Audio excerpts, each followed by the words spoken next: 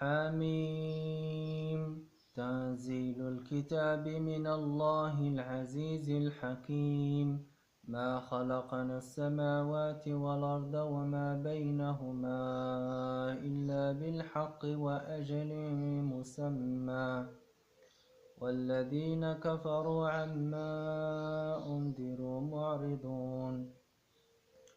قل رأيتم ما تدعون من دون الله أروني ماذا خلقوا من الأرض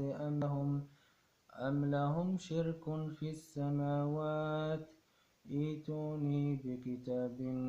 من قبل هذا أو أثارة من علم إن كنتم صادقين